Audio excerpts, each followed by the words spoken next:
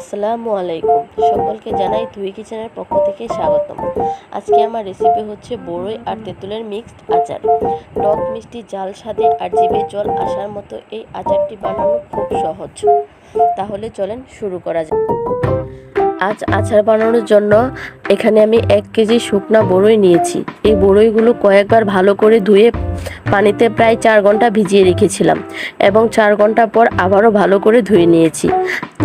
আমি এই আচারে তেঁতুলও ব্যবহার করব। এখানে প্রায় 400 গ্রাম তেঁতুল আমি সামান্য পানি দিয়ে ভিজিয়ে রেখেছিলাম। এখানে নিয়েছি আমি পরিমাণ মতো চিনি। এখানে নিয়েছি আমি 5 ফোড়ন গুঁড়ো। এখানে নিয়েছি আমি শুকনো মরিচ গুঁড়ো। এখানে নিয়েছি আমি 1 কাপ পরিমাণ আদা রসুন বাটা। এখানে নিয়েছি আমি ভিনেগার। চলেন কথা না বাড়িয়ে রান্নাটা শুরু করা যাক। প্রথমে আমি চুলায় একটা হাঁড়ি বসিয়ে দেব। তারপর দিয়ে দেব পরিমাণ মতো তেল। তেলটুকু গরম হলে দিয়ে দেব আদা রসুন বাটাটা। তারপর ভালো করে নেড়ে ছেড়ে নেব। একটু সময় নিয়ে ভেজে নেব। তারপর দিয়ে দেব ধুয়ে রাখা বড়ইগুলো।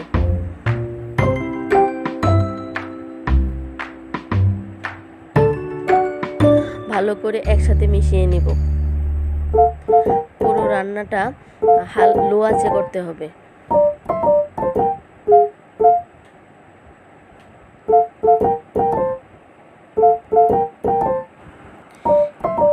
একটু পরপর ভালো করে নেড়ে দেব যেন নিচে না লেগে যায়।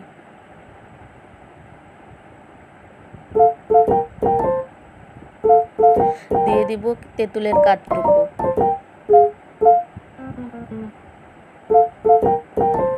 আবারও ভালো করে মিক্সড করে নেব।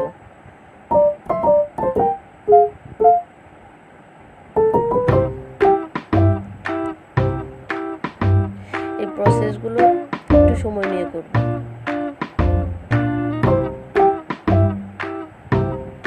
দিয়ে দিব চিনিটুকু।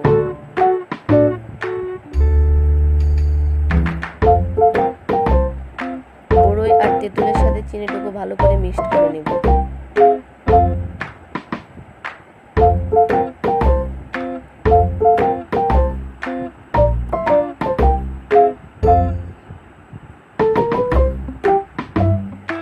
আমি যেহেতু বড়ইটা বেশি নিয়েছি তাই চিনিটা বেশি নিয়েছি। আপনারা আপনাদের পরিমাণ মতো নেবেন, যে যতটুকু মিষ্টি খাবেন।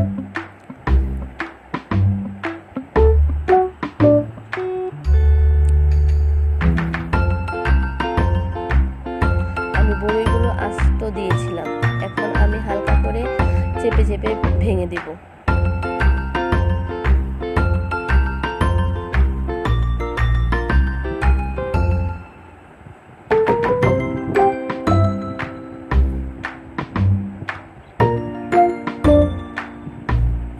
আপনারা চাইলে আস্তও রাখতে পারেন।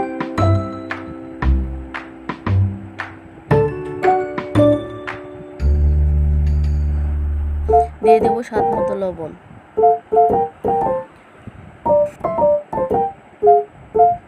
লবণটুকু আবার মিশিয়ে নিব।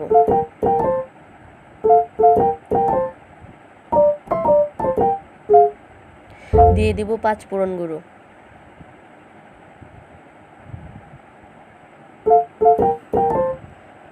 সবগুলো উপকরণের সাথে মিশিয়ে নিব।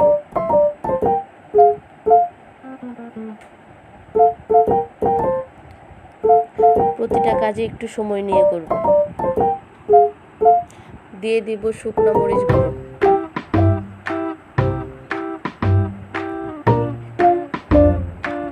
ভালো করে নেড়ে চেড়ে নেব।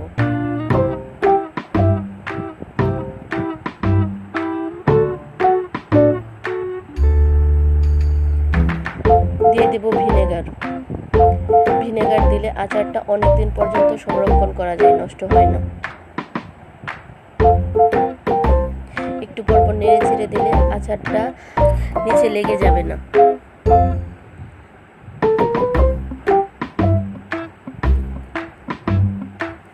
আমার আচারটা প্রায় হয়ে এসেছে।